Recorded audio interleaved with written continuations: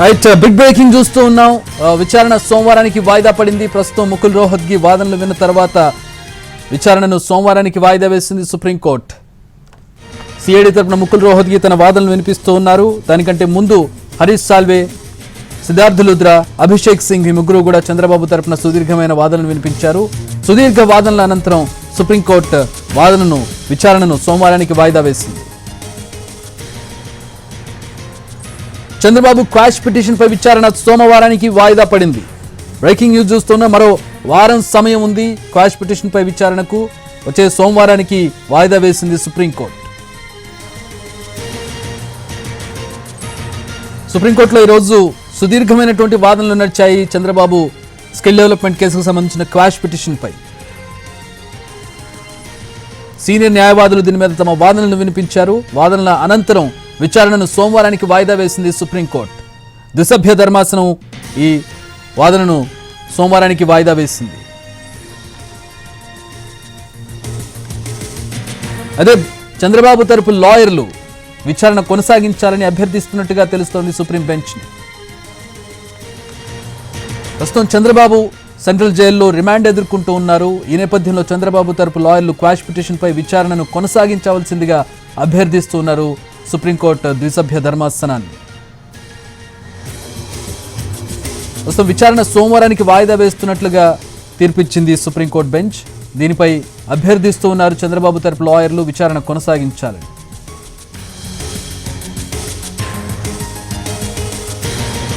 PC act 17A పై సుదీర్ఘంగా తమ వాదనలు వినిపించారు. క్వాష్ పిటిషన్ కి సంబంధించి చంద్రబాబు తరపు లాయర్లు అసలు 17A వర్తించదని సిఐడి తరపు ముకుల్ రోహత్గి తన వాదనలు వినిపించారు. అయితే వాదనలు విన్న తర్వాత విచారణను సోమవారానికి వాయిదా వేసింది. అంటే సుమారుగా మరొక వారం సమయం ఉంది మళ్ళీ విచారణకు రావడానికి. ఈ నేపథ్యంలో ఇప్పుడే విచారణ కొనసాగించాలని ప్రస్తుతం చంద్రబాబు తరపు లాయర్లు కోర్టును అభ్యర్థిస్తూ ఉన్నారు.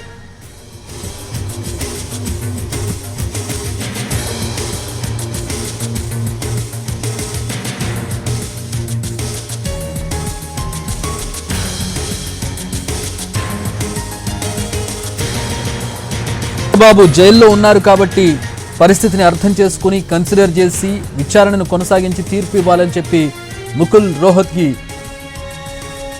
సిద్ధార్థ్ లుద్రా, చంద్రబాబు తరపు న్యాయవాది సిద్ధార్థ్ లుద్రా కోరుతూ ఉన్నారు. చంద్రబాబు తరపున సిద్ధార్థ్ లుద్రా, అభిషేక్ సింఘ్వి తమ వాదనలు వినిపించారు. ప్రస్తుతం సిద్ధార్థ్ లుద్రా చంద్రబాబు విచారణ కొనసాగించాలని చెప్పి అభ్యర్థిస్తున్నారు. చంద్రబాబు జైల్లో ఉన్నారు కాబట్టి అర్థం చేసుకుని విచారణను కొనసాగించవలసిందిగా సుప్రీంకోర్టు బెంచ్ను రిక్వెస్ట్ చేస్తూ ఉన్నారు.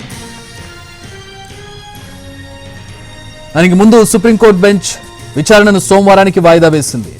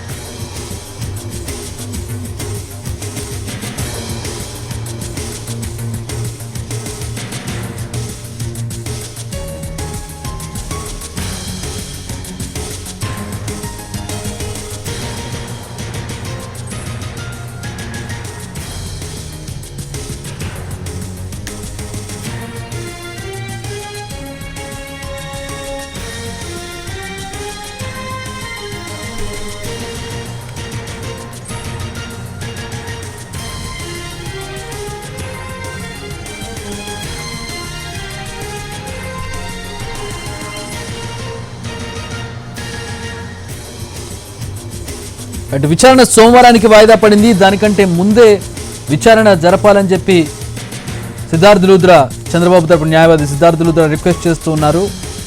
కానీ విచారణ 9వ తేదీకి వాయిదా పడింది. చంద్రబాబు జైల్లో ఉన్నారు కాబట్టి కన్సిడర్ చేసి కాస్త ముందుగా విచారణ జరపాలని చెప్పి బెంచ్ను రిక్వెస్ట్ చేశారు. ముకుల్ రోహత్గి ఎవరైతే సిఐడి తరపు వాదనలు వినిపిస్తూ ఉన్నారో ఆయన ప్రధానంగా 17A అనేది ఈ కేసులో అసలు వర్తించదు, బెయిల్ కోసం ప్రయత్నించకుండా క్వాష్ పిటిషన్ వేశారని చెప్పి ముకుల్ రోహత్గి తన వాదనలు వినిపించారు.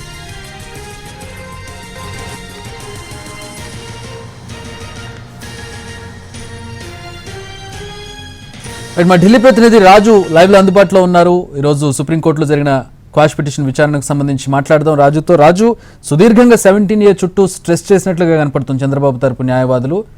ఏంటి కీలకమైనటువంటి విషయాలేంటి, సమ్మరీగా ఎట్లా చూడొచ్చు? విచారణ 9వ తారీఖు వాయిదా పడినట్టుంది. ఆ సందర్భంలో చంద్రబాబు తరపు న్యాయవాదులు ఏమన్నారు?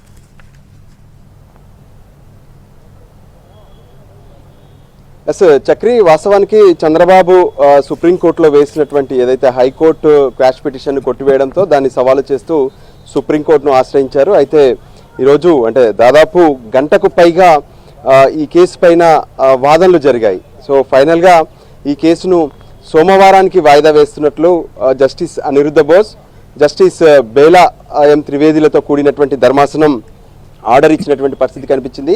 అయితే ఈ కేసులో ప్రధానంగా చూస్తే అటు చంద్రబాబు తరపున సీనియర్ కౌన్సిల్ హరీష్ సాల్వేతో పాటు సిద్ధార్థ లూత్రా, దాంతోపాటు అభిషేక్ సింఘ్వి, అంటే ఈ ముగ్గురు సీనియర్లు చంద్రబాబు తరపున హాజరై తమ వాదనలు వినిపించగా, ఇక ఏదైతే ప్రభుత్వం తరపున సీనియర్ కౌన్సిల్ ముకుల్ రోహిత్గి తన వాదనలు వినిపించారు. అయితే ఈ సందర్భంగా ముందుగా ఏదైతే చంద్రబాబు తరపున వాదనలు వినిపించినటువంటి సీనియర్ కౌన్సిల్ హరీష్ సాల్వే తను వీడియో కాన్ఫరెన్స్ ద్వారా ఈ కేసును వాదించినటువంటి పరిస్థితి కనిపించింది. ఈ సందర్భంగా ఏదైతే ఈ కేసులో అంటే ముఖ్యమంత్రిగా తను తీసుకున్నటువంటి నిర్ణయాలు, చంద్రబాబు తీసుకున్నటువంటి నిర్ణయాలపైన కేసు జరుగుతున్నప్పుడు ఖచ్చితంగా ఈ కేసులో 17A అనేది వర్తిస్తుందని చెప్పి చెప్పడం జరిగింది. అంతేకాదు ఎఫ్ఐఆర్లో ఉన్నటువంటి పలు అంశాలను కూడా ఈ సందర్భంగా వినిపించారు. అంటే ముఖ్యమంత్రి స్కిల్ డెవలప్మెంట్ కార్పొరేషన్ ఏర్పాటు చేయడం కావచ్చు, ఆ తర్వాత కొందరి ప్రోద్బలంతో ఏ విధంగానైతే ఇతరులకు ఈ స్కిల్ డెవలప్మెంట్ ద్వారా నిధులు మళ్లించడం ఇవన్నీ జరిగాయని ఎప్పుడైతే ఆరోపించారో, సో వీటన్నిటిని గమనించినప్పుడు ఇది ఖచ్చితంగా రాజకీయ కక్షగానే కనిపిస్తుంది. అంటే ఎప్పుడైతే గత ప్రభుత్వం చేసినటువంటి నిర్ణయాలపైన ఇటువంటి ఆరోపణలు అనేటివి మనం చూస్తాము, కానీ ఖచ్చితంగా ఈ సందర్భంగా 17A అనే విషయాన్ని ఖచ్చితంగా వర్తిస్తుందని చెప్పి ఆయన వాదించారు. అంతేకాదు ఈ కేసుకు సంబంధించి ఏదైతే అంటే ఇటు యాక్ట్ను సవరణ చేసిన తర్వాత ఈ కేసు జరిగింది కదా అనే వాదనకు వినిపించినప్పుడు ఈ కేసు ఎప్పుడు అయిందనేది కాదు, ఈ కేసు సందర్భంలో ఎప్పుడు విచారణ మొదలైంది, ఎప్పుడు చంద్రబాబును అరెస్టు చేశారనే విషయాన్ని గమనంలోకి తీసుకోవాలనే విషయాన్ని కూడా హరీష్ సాల్వే స్పష్టం చేసినటువంటి పరిస్థితి కనిపించింది. అయితే హరీష్ సాల్వే కావచ్చు, అటు ముకుల్ రోహిత్కి ఇటు ప్రభుత్వ తరపున తన వాదనలు వినిపించేటటువంటి సమయంలో ఒక స్పష్టం చేశారు. అంటే ఈ కేసులో 17A అనేది వర్తించదు, ఎందుకంటే థర్డ్ పార్టీ అంటే స్కిల్ డెవలప్మెంట్ ఏర్పాటు చేశాక 90% నిధులు థర్డ్ పార్టీ ఇవ్వాలి. అంతేకాదు 10% నిధులు మాత్రమే ప్రభుత్వం నుంచి ఇస్తారు. కానీ ఎటువంటి టెండర్లు లేకుండా ఈ స్కిల్ డెవలప్మెంట్ పథకాన్ని అమలు చేశారు. సో దానివల్ల ఇతర కంపెనీల ద్వారా జరిగినటువంటి అవినీతి అనేది తేలిపోయింది. అందుకోసమే చంద్రబాబును అరెస్టు చేశాము.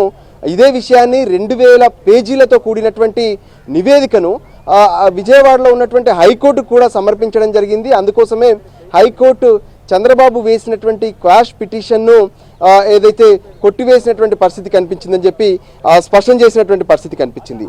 అయితే లూత్రా మాత్రం ఈ కేసును ఎప్పుడైతే వాయిదా వేసేటటువంటి సందర్భంలో వచ్చే సోమవారానికి వాయిదా వేసినటువంటి సందర్భంలో ఈ కేసును త్వరగా విచారించాలని చెప్పారు. అయితే హైకోర్టు ఇచ్చినటువంటి తీర్పు కాపీతో పాటు మిగతా కొన్ని అంశాలను స్టడీ చేయాల్సినటువంటి అవసరం ఉందనే విషయాన్ని స్పష్టం చేయడం జరిగింది. సో మొత్తానికైతే ఏ విధంగానైతే అంటే గతంతో అంటే ఎప్పుడైతే ఈ కేసు విచారణ గత వారమే అంటే ఏదైతే సెలవులకు ముందే ఈ కేసు విచారణ జరుగుతుందని చెప్పి చంద్రబాబు తరపున న్యాయవాదులు అభిప్రాయం పడ్డారు. కానీ ఆ కేసు విచారణ జరగకుండా పోయింది. మొదట ఏదైతే కోర్టు నెంబర్ 3 సంజీవ్ ఖన్నా, దాంతోపాటు జస్టిస్ SVN బట్టి ధర్మాసనానికి లిస్ట్ అయినటువంటి పరిస్థితి కనిపించింది చక్రి. కానీ బట్టి తాను ఈ కేసు విచారణలో ఉండనని చెప్పి స్పష్టం చేయడంతో ఆ తర్వాత వెంటనే లూత్రా, దాంతోపాటు చంద్రబాబు సీనియర్ కౌన్సిల్స్ అందరూ కూడా chief justice of India court ముందుకు వెళ్ళడం, ఆ తర్వాత దానికి సంబంధించినటువంటి కొన్ని విషయాలను అంటే అత్యవసరంగా ఒక మాజీ ముఖ్యమంత్రి అరెస్ట్ అయినప్పుడు ఈ కేసును అత్యవసరంగా విచారణ జరపాలని చెప్పి కోరినటువంటి పరిస్థితి కనిపించింది. సో దానికి అనుగుణంగానే ఈరోజు కేసు లిస్ట్ అయినటువంటి సిచ్యువేషన్. సో దానికి అనుగుణంగా చంద్రబాబు తరపున వాదనలు అయితే పూర్తి స్థాయిలో వినిపించారు. సో సోమవారం రోజున హైకోర్టు ఇచ్చినటువంటి తీర్పు కాపీ అంశంతో పాటు 17A దాని లక్ష్యాలు అంటే 17A అనేది ఖచ్చితంగా రాజకీయ కక్ష అనేది లేకుండా చూడడం కోసమే, దాన్ని నిరోధించడం కోసమే అని చెప్పి పదే పదే హరీష్ సాల్వే అభిప్రాయపడ్డారు.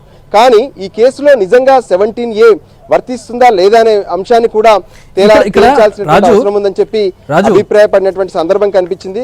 ఓవరాల్ గా అటు ఏదైతే చక్రి రాజు యశ్వంత్ సిన్హా కేసుని ఇక్కడ తీసుకొచ్చినట్టుగా కనబడుతోంది. రెండోది కేసు మెరిట్స్లోకి వెళ్ళడం లేదు అని సుప్రీంకోర్టు వ్యాఖ్యలు చేసినట్లు కనపడుతుంది. ఏంటి ఈ సందర్భం, ఏంటి కాంటెక్స్ట్, ఏ కాంటెక్స్ట్లో ఈ వ్యాఖ్యలు జరిగాయి?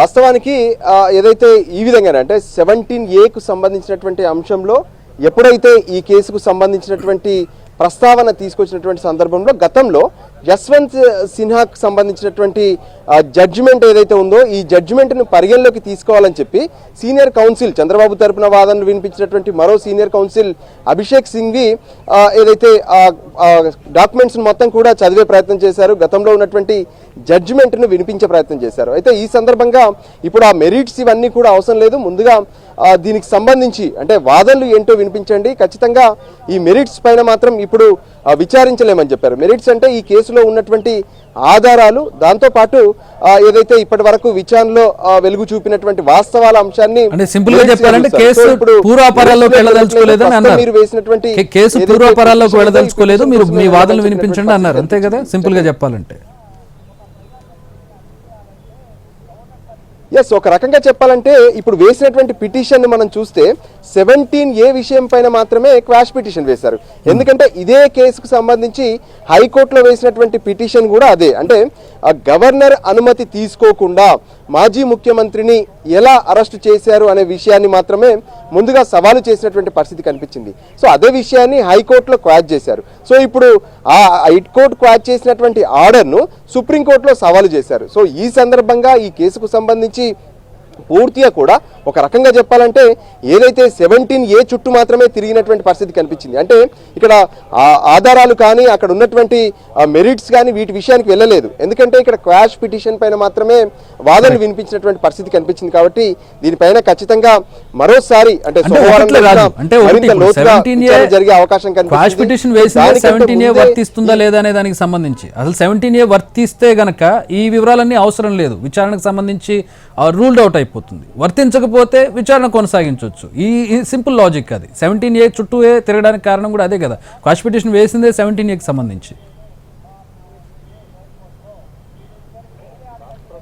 ఖచ్చితంగా క్వాష్ పిటిషన్ 17A విషయంలో మాత్రమే వేశారు. అటు 17Aను మాకు వర్తిస్తుందని చెప్పి చంద్రబాబు తరపున న్యాయవాదులు వాదనలు వినిపిస్తుంటే, మరో పక్క అసలు ఈ కేసులో 17A వర్తించదని చెప్పి అటు ప్రభుత్వం తరపున వాదనలు వినిపించినటువంటి ముఖిల్ రోహిత్కి స్పష్టం చేసినటువంటి పరిస్థితి కనిపించింది. సో ఓవరాల్గా చూస్తుంటే కూడా ఈ 17Aకి సంబంధించి ఈ కేసుకు వర్తిస్తుందా లేదా అనే విషయాన్ని తేల్చాలనే ఆలోచనతో కొంత ధర్మాసనం కూడా కనిపిస్తుంది. అదే విషయం పైన ఇంతకీ ఈ కేసు ఎప్పుడు రిజిస్ట్రీ అయింది, ఈ కేసు విచారణ ఎప్పుడు మొదలైంది అనే అంశాలతో పాటు ఈ కేసులో ఎంతమంది సీనియర్లు ఉన్నారనే విషయాన్ని కూడా ఒకసారి అడిగినటువంటి పరిస్థితి కనిపించింది. సో అటు ఎదురుగా హరీష్ సాల్వే వాదనలు వినిపిస్తున్నటువంటి పరిస్థితుల్లో ఖచ్చితంగా మేము ముగ్గురము ఇటువైపు నుంచి అటు ముఖిల్ రోహిత్కి ఏదైతే ఉన్నారు, మరోవైపు అభిషేక్ సింఘ్వి ఉన్నారు, మరోవైపు హరీష్ సాల్వే ఉన్నారు, వీళ్ళందరం కూడా ఉన్నామని చెప్పినటువంటి పరిస్థితి కనిపించింది. సో ఓవరాల్గా ఒక సీనియర్ కౌన్సిల్స్ మధ్య ఈ వాదనలు వినిపించినటువంటి పరిస్థితి కనిపించింది. కానీ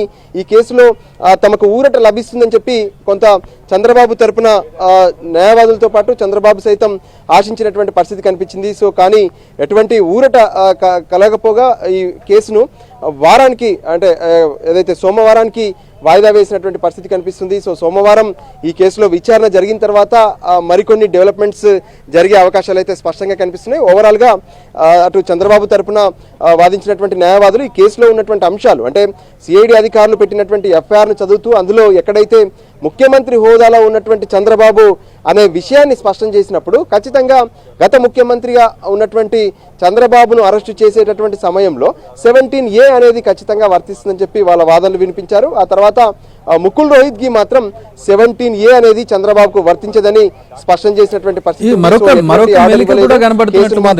సోమవారానికి వాయిదా వేశారు. కీలకంగా మరొక మెలికి కూడా కానీ 17A 2018లో ఇంప్లిమెంటేషన్ స్టార్ట్ అయింది. నేరం జరిగిందేమో 2015లో, విచారణ ప్రారంభమైంది 2018 తర్వాత. ఈ రెండు వర్గాలు కూడా ఈ డేట్స్కి సంబంధించి కాన్ఫ్లిక్ట్ కనపడుతుంది. ఈవెన్ హైకోర్టులో కూడా ఇదే వాదన వినిపించినటువంటి పరిస్థితి సిఐడి తరపు న్యాయవాదులు. ఎస్, అది కరెక్ట్. ఎందుకంటే 17A చట్టం వచ్చినప్పుడు దానికి ముందు ఏం జరిగింది, ఆ తర్వాత ఈ కేసు విచారణ ఎప్పుడు మొదలైంది అనే దాని మీద కూడా ప్రధానంగా కనిపించినటువంటి పరిస్థితి కనిపించింది. సో దానికి అనుగుణంగానే అంటే ఇక్కడ ఆ వాదనలో కూడా అదే చట్ట సవరణ ఎప్పుడు చేశామన్నది కాదు, ఎప్పుడైతే ఈ కేసుకు సంబంధించి విచారణ ప్రారంభమైందో, అంటే ఇప్పుడు కేసు విచారణ జరుగుతుంది, ఎప్పుడైతే 17Aను తీసుకొచ్చాకే విచారణ ప్రారంభమైంది కాబట్టి కేసు నమోదైన దాంతో సంబంధం లేదు.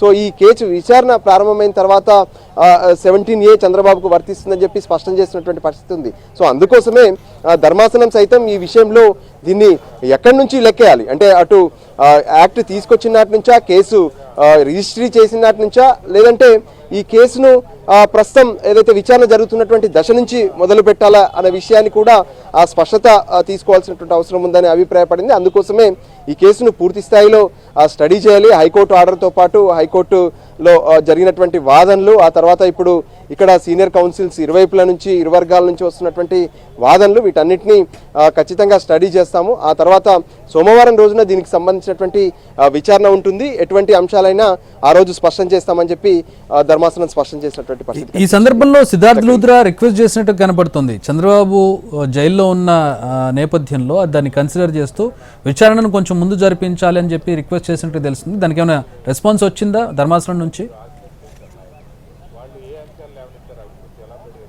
ఎస్, వాస్తవానికి సుప్రీంకోర్టులో ఎన్నో కేసులు రెగ్యులర్గా ఒకవైపు పిటిషన్లు వస్తూనే ఉన్నాయి, కేసులు జరుగుతూనే ఉన్నాయి. ఈ పరిస్థితుల్లో బాబు కేసును సైతం త్వరగా విచారించాలి, మీరు సోమవారానికి వాయిదా వేస్తే ఇది మరింత ఆలస్యం అయ్యే అవకాశం ఉంటుంది. సో ఖచ్చితంగా ఈ కేసును వీలైనంత వరకు అంటే ఈ వారంలోనే కుదిరితే శుక్రవారం రోజు కానీ లేదంటే మరో రోజు కానీ విచారణ జరపాలని చెప్పి లూథ్రా తన తరపున అటు ధర్మాసనాన్ని రిక్వెస్ట్ చేశారు. కానీ ఈ సందర్భంగా ఏ విధంగానైతే మండేకు కేసు వేశాము, అదర్ దెన్ ఇష్యూస్ ఉంటాయి, సో ఖచ్చితంగా మండే రోజే ఈ కేసును విచారణ జరుపుతామని చెప్పి ధర్మాసనం స్పష్టం చేసింది. వాస్తవానికి ఈ కేసు మొదటి నుంచి చూస్తుంటే కూడా మొదట ఏదైతే ఇక్కడ హైకోర్టు క్వాష్ పిటిషన్ కొట్టివేసిన తర్వాత సుప్రీంకోర్టుకు రావడం జరిగింది. సుప్రీంకోర్టులో పిటిషన్ వేయగానే మొదట ఏదైతే chief justice of India court అంటే ఏదైనా స్పెషల్ మెన్షన్ కొత్త కేసు విషయంలో చేయాలంటే సిజేఐ బెంచ్ ముందుకు మాత్రమే వెళ్లాల్సి ఉంటుంది. కానీ ఆ సందర్భంగా ఏదైతే మెన్షనింగ్ లిస్ట్లో లేదు, అంటే ఈ మధ్య కాలంలో ఖచ్చితంగా మెన్షనింగ్ లిస్ట్లో ఉన్నటువంటి కేసులను మాత్రమే మెన్షన్ చేసే అవకాశాలు కనిపిస్తున్నారు. సో మొదటిసారి మెన్షన్ చేసినప్పుడు ముందుగా మీరు మెన్షనింగ్ లిస్ట్లో చేర్చుకోవాలని చెప్పారు. సో ఆ తర్వాత నెక్స్ట్ డే మెన్షనింగ్ చేయడానికి వెళ్ళాలనుకుంటే ఆ రోజు ఏదైతే క్యూరేటివ్ బెంచ్ సిట్టింగ్ అయింది, అంటే ఏదైతే రాజ్యాంగ ధర్మాసనానికి సంబంధించినటువంటి అంశాలపైన విచారణ జరిపేందుకు సిజేఐ బెంచ్లో జరిగింది. సో ఆ సందర్భంగా మెన్షనింగ్ అవకాశం జరగలేదు. కానీ మళ్ళీ కోర్టు దృష్టికి తీసుకెళ్ళినప్పుడు ఈ కేసును నెక్స్ట్ డే మేము ఏ విధంగానైతే లిస్టు చేయబోతున్నామని చెప్పి స్పష్టం చేశారు. సో ఆ తర్వాత నెక్స్ట్ డే లిస్టు చేసినప్పటికీ ఏదైతే 3వ తేదీన ఈ రోజుకి వాయిదా పడ్డటువంటి పరిస్థితి కనిపించింది. వాస్తవానికి ఆ రోజు ఎస్విఎన్ బట్టి దాంతోపాటు జస్టిస్ సంజీవ్ ఖన్నాల ధర్మాసనం ఈ కేసును విచారించనని చెప్పారు. సో ఆ సందర్భంగా మళ్ళీ కోర్టు నెంబర్ 1 అంటే చీఫ్ జస్టిస్ ఆఫ్ ఇండియా కోర్టుకు రావడం, అక్కడ ప్రత్యేక ప్రస్తావన తీసుకువచ్చి ఏదైతే ఈ కేసును త్వరగా విచారించాలని చెప్పి మళ్ళీ కోరారు. ఆ సందర్భంగా కొన్ని వాదనలు కూడా ఏదైతే ప్రస్తుతం అరెస్ట్ అయ్యారు ఈ విషయాలన్నింటినీ కూడా స్పష్టం చేసినటువంటి పరిస్థితి కనిపించింది. ఆ సందర్భంగా ప్రభుత్వం తరపున ఏదైతే సీనియర్ కౌన్సిల్ రంజిత్ కుమార్ కూడా అటెండ్ అయ్యి ఈ కేసులో ఆధారాలు ఉన్నాయి, వీటన్నిటి కోసమే మేము అరెస్ట్ చేయాల్సి వచ్చిందని చెప్పి కూడా ఆ సందర్భంగా చెప్పారు. కానీ అప్పటికి లిస్టు కాకపోవడంతో ఆ కేసును మేము ఒక సరైనటువంటి బెంచ్కి అంటే ఖచ్చితంగా ఇది మేము లిస్టు చేస్తామని చెప్పారు. సో ఆ సందర్భంగానే chief justice of India October 3వ తేదీ అంటూ స్పష్టం చేసినటువంటి పరిస్థితి కనిపించింది. సో దానికి అనుగుణంగానే ఈరోజు కేసు లిస్ట్ అయింది. 6వ నెంబర్ కోర్టులో జస్టిస్ అనిరుద్ధ బోస్, జస్టిస్ బేలాయన్ త్రివేదిల ధర్మాసనం ఈ కేసును